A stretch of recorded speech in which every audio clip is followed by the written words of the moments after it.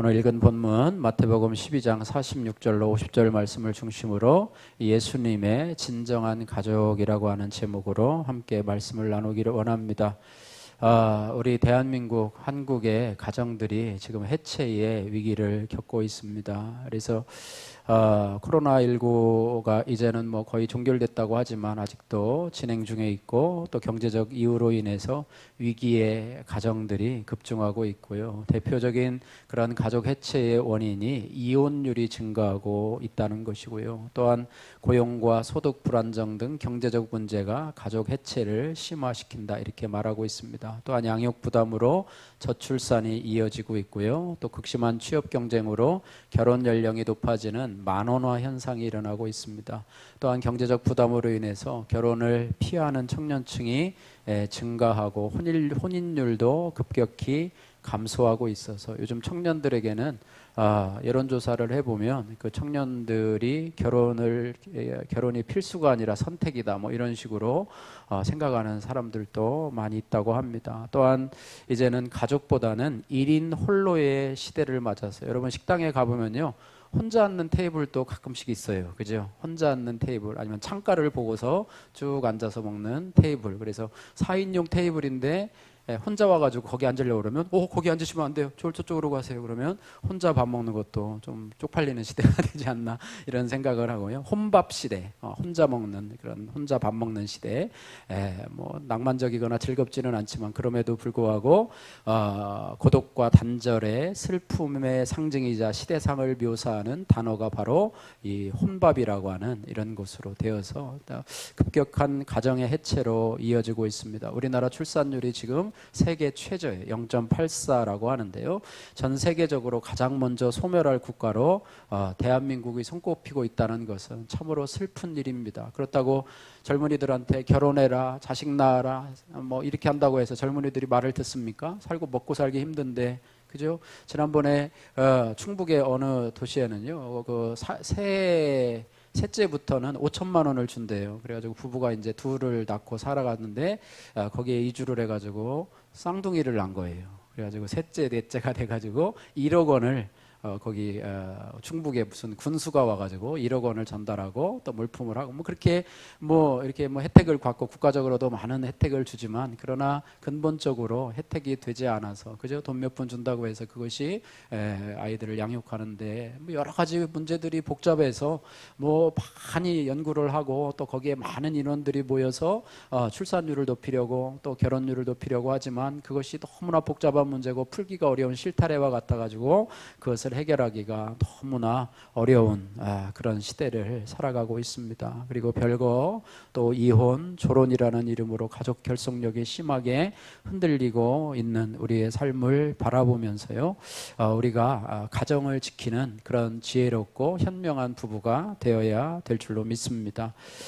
플라톤은요, 가정의 두 기둥을 남편과 아내로 비유했는데요, 아이들은 부모 사이에 맺어진 이 사닥다리를 타고 자라는데, 그 사닥다리가 사랑의 끈으로 묶여져 있으면 아이들은 안정감 있게 자라나게 되고, 그 사닥다리가 흔들리면 아이들도 불안하게 된다. 부부가 자녀 있는 데서 막 불안해하고 부부싸움하고 막 이렇게 하면 아이들도 불안해하고요, 어떻게 하면서 그러면서 안정되게 자라지 못한다고요. 여러분, 싸우려면 아이들 없는 데 가서 조용히 치고받고 싸우든지 하시고 집안에서는 싸우지 마시기를 주의 이름으로 축복합니다. 아이들의 환경이 가정에서 배우고, 언어도 배우고, 생활도 배우고, 모든 것을 배우는, 이 학교에서 배우는 게 아니라요, 모든 것이 가정에서 배우는 거기 때문에 가정이 모든 사회생활의 기초라고 하는 것 여러분 기억하시면서, 여러분 우리들 교회에서 늘 얘기하는 게요, 가정은 지킬 만한 가치가 있는 것이다라는 얘기를 많이 하는데요, 여러분 가정을 소중하게 여기시고, 특별히 하나님은 우리에게 가정을 주셨고요, 교회를 주셨어요. 두 가지 하나님이 창조하신 그런 조직이 바로 가정과 교회인데요, 그러므로 가정은 하나님의 선물이에요. 그래서 하나님은 아담의 갈빗대를 취하여서 이 하와를 만들어 주셨고요, 또 남자가 부모를 떠나 그 아내와 합하여 둘이 한 몸을 이루게 하셨기 때문에 하나님이 창조한 가정은 거룩하고 영화롭고 소중하다고 하는 것인데요, 이 혈연, 육신의 가족을 초월하는 개념이 오늘 본문에서 등장하고 있습니다. 50절 말씀에서 하나님은 또 하나의 가족을 우리에게 말씀해 주고 있는데요. 우리 50절 말씀 같이 한번 읽어보도록 하겠습니다. 50절 누구든지 하늘에 계신 내 아버지의 뜻대로 하는 자가 내 형제요 자매요 어머니이니라. 아멘. 예, 누구든지 하늘에 계신 내 아버지의 뜻대로 하는 자가 내 형제요 자매요 어머니라, 이렇게 말씀을 하고 있습니다. 예, 작년 9월 26일 9.16에 사랑의 교회, 서울 사랑의 교회에서 개최한 한국교회 성김의 날에 저희들이 참석을 해서요, 하나님의 은혜로 노트북 2대를 받았고요. 또 대접도 잘 받아서 이렇게 했는데요. 그 프로그램 중에 하나가 이 사랑의 교회 프로그램을 설명하는 그런 시간이 있었어요. 그래서 저희들은 그동안 알지 못하던 그런 개념들을 이렇게 보고 또 배우게 되었는데요. 그때 교회 교인들을 뭐라고 칭하냐면 영가족이다, 이렇게 표현을 하더라고요. 그때 오전에 순장들이 한 1,500명 정도가 쫙 모였는데 정말 부럽더라고요. 1,500명이 순장들이 다 모였는데 같이 한 목소리로 외치는데 우리는 영가족입니다. 그래서 영가족이 뭐야? 영가족? 젊은 가족인가? 아니면 영영 별로 개념이 잘 안 와닿더라고요. 그러면서 이제 영가족에 대해서 소개를 하는데, 첫 번째는 영적인 가족. 네, 따라해 보세요. 영적인 가족. 네, 그것을 영가족이라고 그러고, 두 번째는 영원한 가족. 따라해 보세요. 영원한 가족. 네, 그것을 또 영가족이라, 앞자만 땄나 봐요. 그래서 영적인 가족, 영원한 가족. 세 번째는 영광과 고난을 함께할 가족. 그래서 영가족이다. 그래서 우리는 우리도 한번 따라해 볼까요? 우리는 영가족입니다. 할렐루야. 무슨 가족이라고요? 영적인 가족, 영원한 가족, 영광과 고난을 함께할 가족. 그래서 우리가 이 땅에서요, 부부가 결혼해서 자녀를 낳고 한 가정을 이루는 그런 혈연적인 그런 가정을 뛰어넘어서 이 영가족은요, 오늘 50절에서 말하는 하늘에 계신 내 아버지의 뜻대로 행하는 자들이 내 형제요 자매요 내 어머니라 하는 영가족의 개념이라고 하는 것을 우리가 기억하면서, 우리가 가정에도 포함이 되어야 되지만 이런 영가족에도 여러분이 포함되어서 하나님 나라를 향해서 힘차게 달려가는 여러분의 믿음의 가정이 되시기를 주님의 이름으로 축복합니다. 그러면 오늘 주님이 말씀하시는 영가족, 즉 예수님의 가족의 특징, 예수님의 진정한 가족의 특징이 무엇인가를 우리가 살펴보면서, 우리가 예수님의 진정한 가족, 영가족이 되려면 어떻게 해야 되는가? 첫 번째는 따라해 보세요. 구원자 대신 예수님을 나의 주인으로 영접해야 합니다. 할렐루야. 가장 기본적인 것이 구원자 되신 예수님을 나의 주님으로 영접해야 합니다. 제가 우리 요양원에 이제 토요일마다 10시 30분에 한 달에 2번씩 이렇게 가게 되는데요. 그때마다 늘 쉬지 않고 하는 것이 그 예수님을 영접하는 기도를 늘 해요. 어저께도 사형리를 가지고 가서 이렇게 전했는데요. 어르신들이 전에 교회 생활을 하신 분들도 있고 또 예수님을 믿지 않는 분들도 있어서 늘 초청하고 또 소개하고 또 예수님을 초청하고 영접 기도를 하는데요.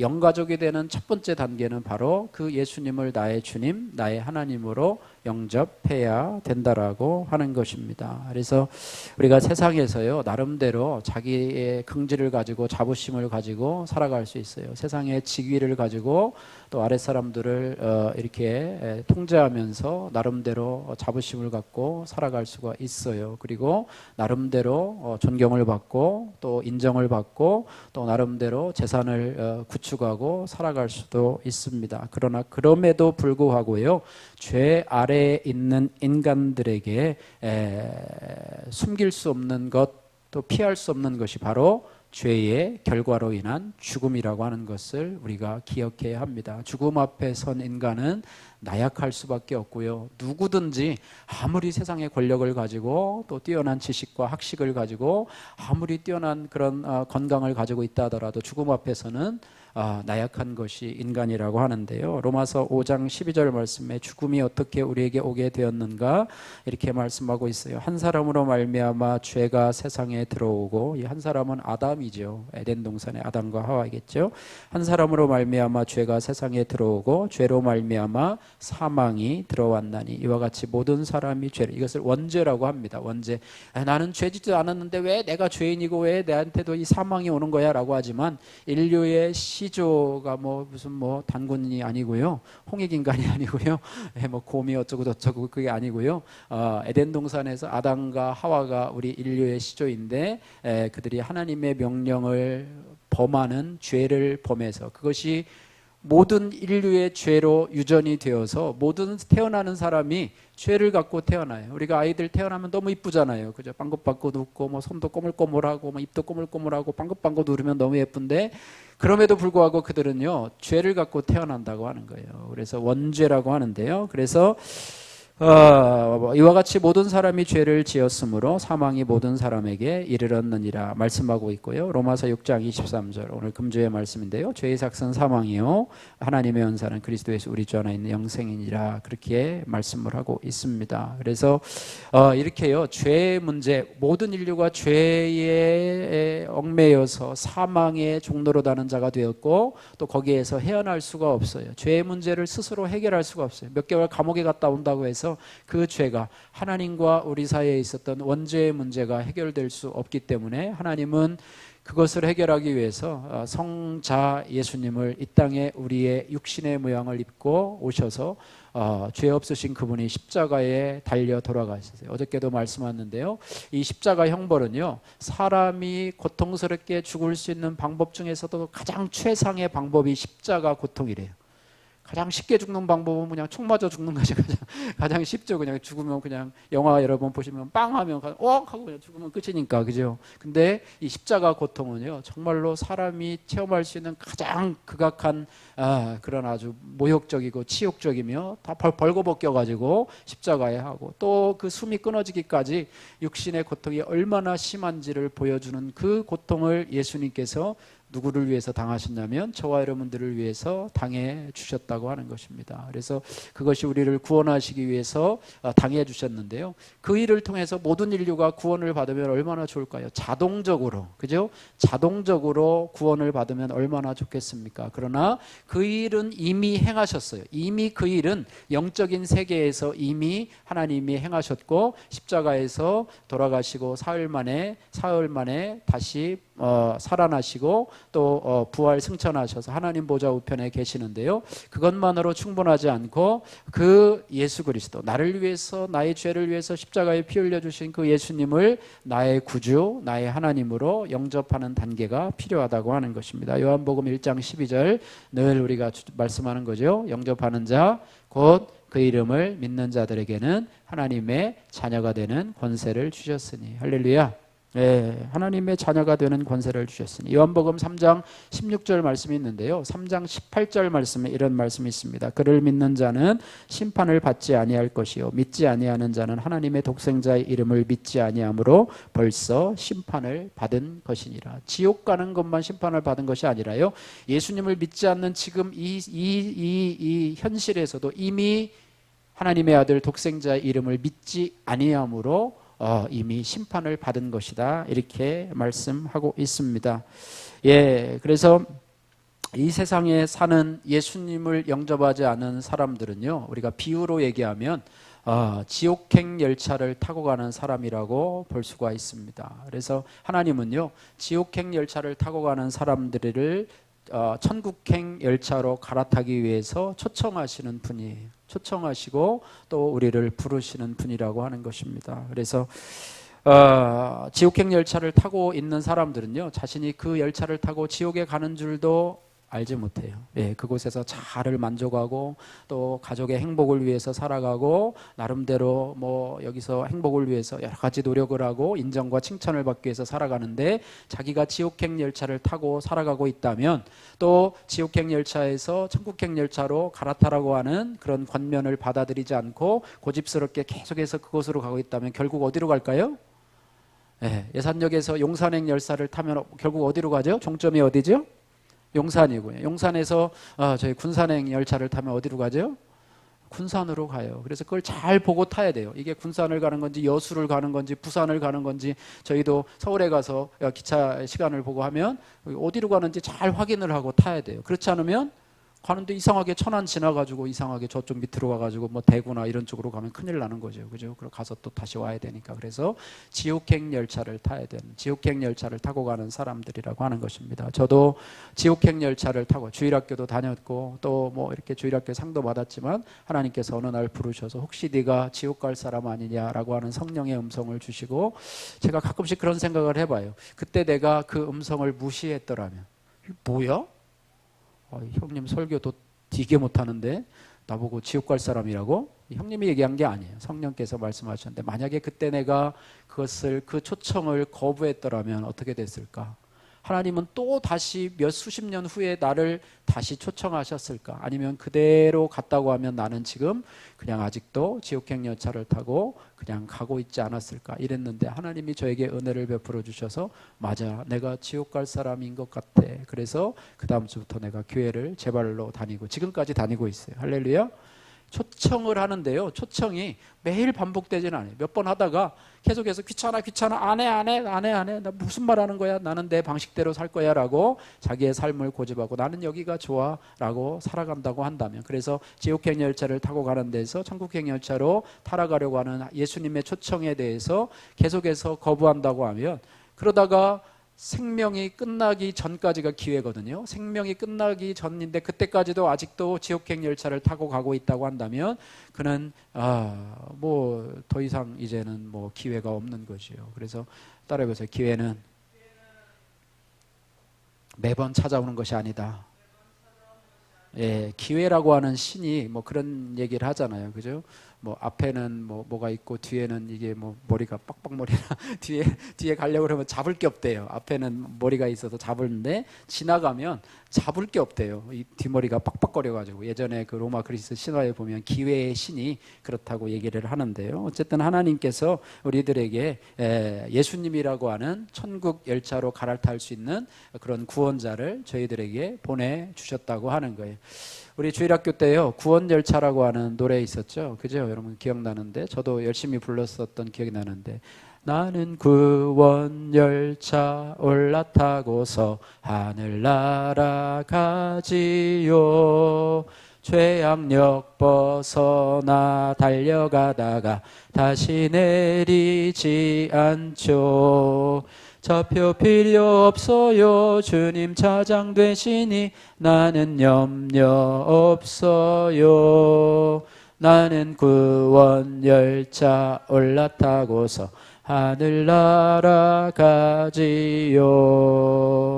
할렐루야. 옛날 생각 좀 나시죠? 네, 옛날 생각은 구원 열차를 타고 가는 것이 얼마나 감사한지. 그래서 지옥 열차를 내가 타고 가고 있다면 반드시 종점에 도착하기 전에 여러분 갈아타셔야 됩니다. 늦기 전에.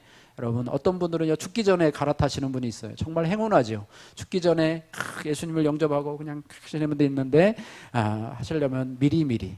저는 그 구원 열차를 갈아탄 날이요, 기억이 나요. 1990년도 제대하던 해에 7월 첫째 주일, 뭐 2일인지 3일인지는 잘 모르겠어요. 어쨌든 그때 예배 시간에 하나님이 나를 초청하는 초청 티켓을 저에게 제안하셔서 제가 그것을 받아들이고 구원 열차로 갈아탄 줄로 믿습니다. 그래서 예수님을 믿는다고 하는 것은요, 이제는 지옥 열차에서 구원 열차로 갈아타고 내 인생의 주인이 이제는 내가 아니고 사단 마귀가 아니고 이제는 예수님이 나의 인생의 주인이시고 내 삶의 이제는 내 삶의 차장이 되시는, 가이드가 되시는 하나님, 나의 목자가 되시는 하나님으로 모시고 살아가는.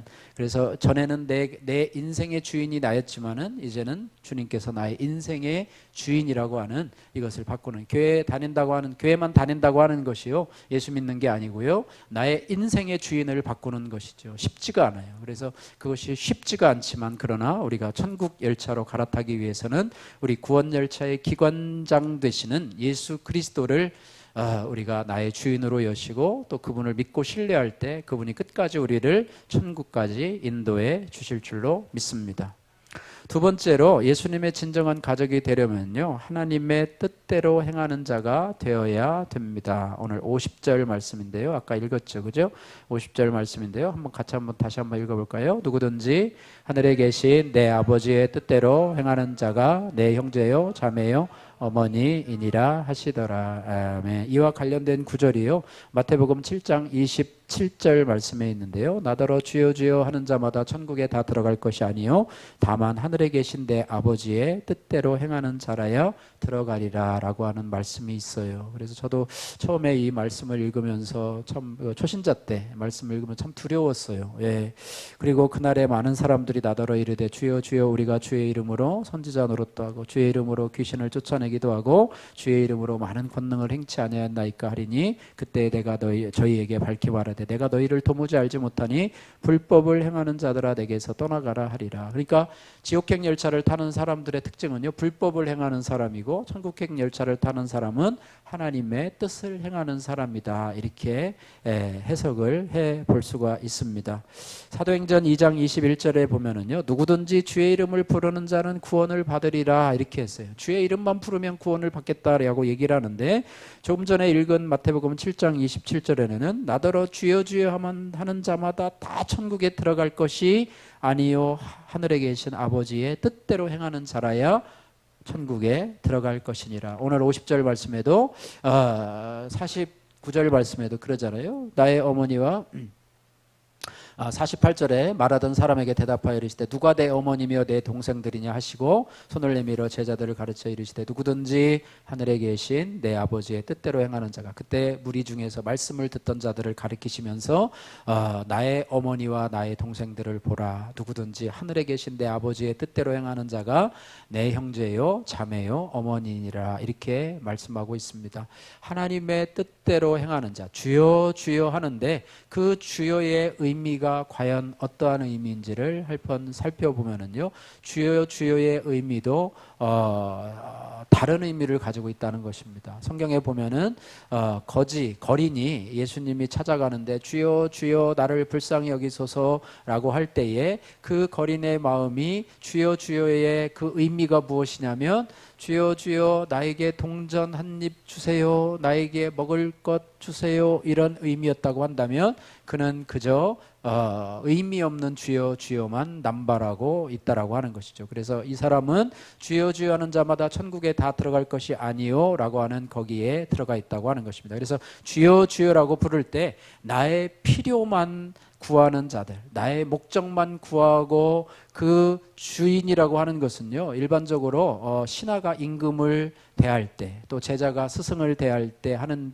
개념이고요. 특별히 로마 시대에서는요, 로마 시대에는 이 노예들이 많았잖아요. 그래서 노예, 뭐 종이라고 하면은 좀 고상한 표현이고요. 노예죠, 노예라고 하면 그 노예가 주인을 부를 때, 그 주인을 부를 때 주여라고 하는, 퀴리오스라고 하는 그런 단어인데요. 이 단어는요, 그냥 부르는 게 아니고요. 우리 상관님, 뭐 선배님, 뭐 상사님 이런 개념이 아니고요.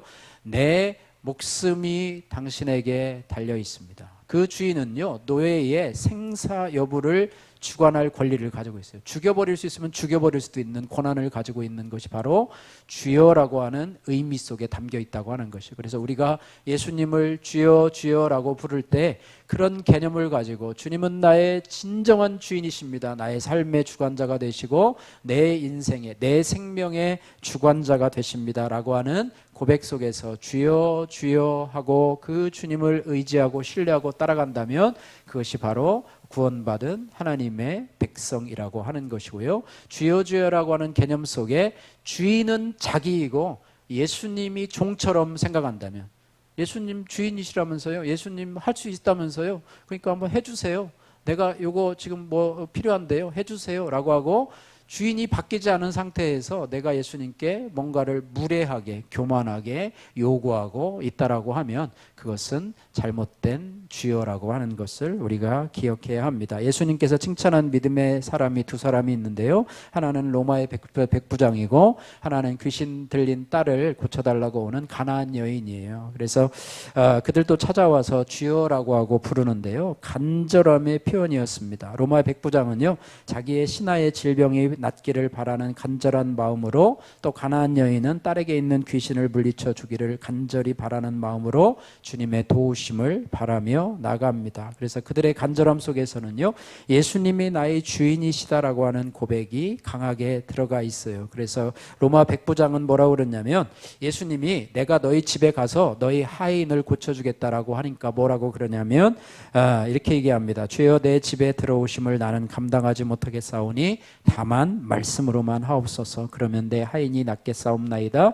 나도 남의 수하에 있는 사람이요 내 아래에도 군사가 있으니 이더러 가라 하면 가고 저더러 오라 하면 오고 내 종더러 이렇게 하라 하면 하나이다. 이렇게 하자 예수님이 그의 믿음을 칭찬하시면서 내 하인의 병이 나았느니라 이렇게 해서 집에 가서 확인해 보니까요, 그 말씀을 할 당시에 그 하인의 열병이 떠나갔다 이렇게 말씀하고 있고요. 가나안 여인들도 자기의 딸을 고쳐달라고 그러는데 나는 이방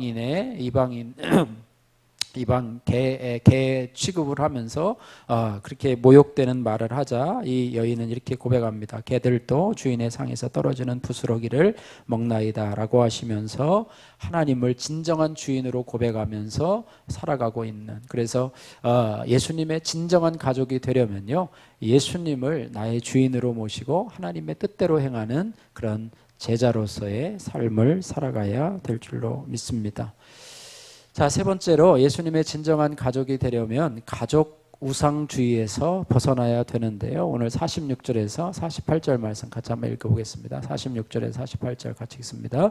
예수께서 무리에게 말씀하실 때에 그의 어머니와 동생들이 예수께 말하려고 밖에 섰더니 한 사람이 예수께 여짜오되 보소서 당신들의 어머니와 동생들이 당신께 말하려고 밖에 서 있나이다 하니 말하던 사람에게 대답하여 이르되 누가 내 어머니며 내 동생들이냐 하시고 아멘.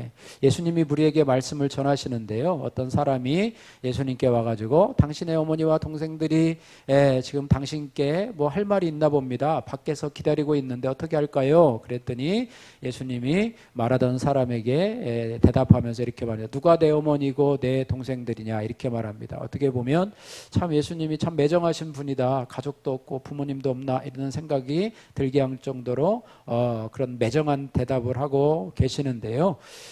예수님이 지금 중요한 것은 그의 말씀을 전하고 있는 사역이 중요하다고 하는 것입니다. 그 가족들도 말씀을 듣는 자리에 함께 와 있다면 예수님의 사역에 방해가 되지 않을 것인데, 만약에 예수님이 그런 마음을 가지고 있었다고 하면은요, 잠깐만 좀 기다려 보세요. 내가 저 어머니하고 동생들이 왔는데 무슨 일 하나 내가 좀 가서 좀 들어보고 그 다음에 와서 할 테니까 잠시 10분간 휴식을 하겠습니다. 이렇게 하고서 아마 가셨을 것인데, 예수님은 지금 말씀을 전하는 것이 중요하다고 생각하기 때문에 말씀을 전하면서 그것을 예를 들어서 내 육신의 부모와 형제보다도 지금 내 하늘에 계신 아버지의 뜻대로 행하는 자가 나의 진정한 가족이요 형제다 이렇게 하면서 다른 가족의 정의를 그들에게 교훈을 해주시는 것을 보게 된다라고 하는 것입니다. 그래서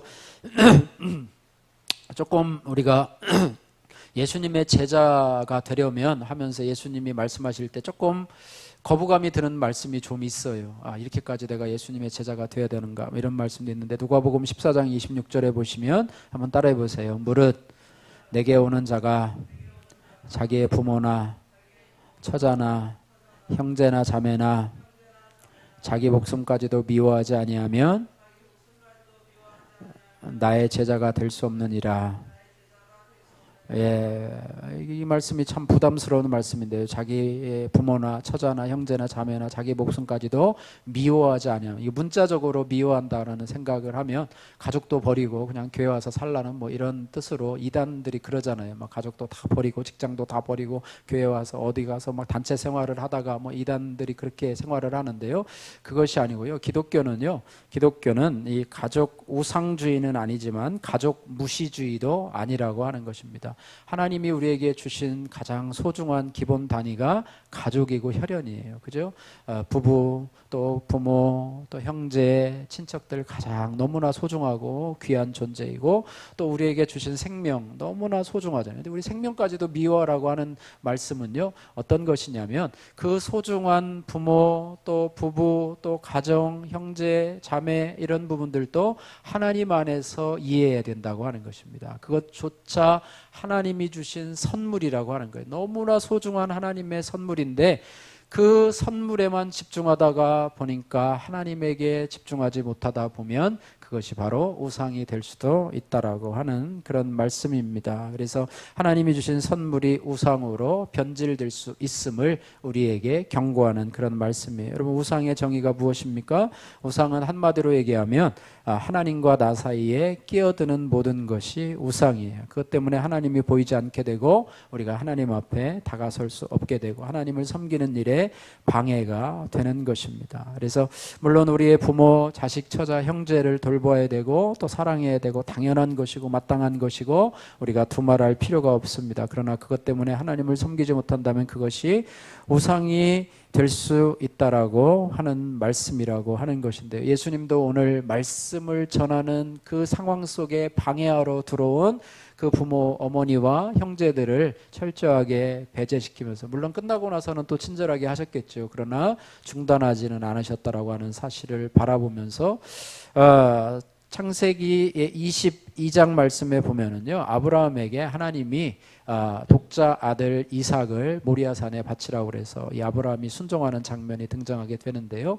하나님은 이 아브라함을 갈대아 우르에서 부르시면서 내 친척 내 아비를 떠나라 이렇게 말씀을 하셨어요. 예. 근데 그 말씀에 순종했느냐? 아브라함은 데려올 때 그 친척 가족 홀로 나온 것이 아니라요, 아버지 데라도 데리고 왔고요, 조카로 또 데리고 왔는데 하나님은 그 부분에 대해서 이 아브라함을 심하게 책망하지는 않으시는 것 같아요. 그러면서도 하나님께서 이제 마지막으로 이삭을 향해서 하나님이 주시는 하나님의 뜻을 바라보는데요, 아브라함이 100세에 얻은 아들이에요. 그죠? 하나님의 기적으로 얻은 아들이기 때문에 얼마나 귀하겠습니까? 너무너무 이쁘고 매일매일 봐도 사랑스럽고 그렇게 해서 처음에는 좋았는데 그것이 점점 가다 보니까 하나님을 향한 생각들이 점점 줄게 되고 이삭에게 너무나 빠져가지고, 하나님은 이 아브라함을 믿음의 조상으로 불러서 사용을 해야 하셔야 되는데 이삭에게 푹 빠져가지고 하기 때문에 하나님이 어느 날 갑자기 내 사랑하는 독자 이삭을 모리아산에 번제로 바치라 이렇게 말합니다. 아브라함이 갈등을 했겠어요? 안 했겠어요?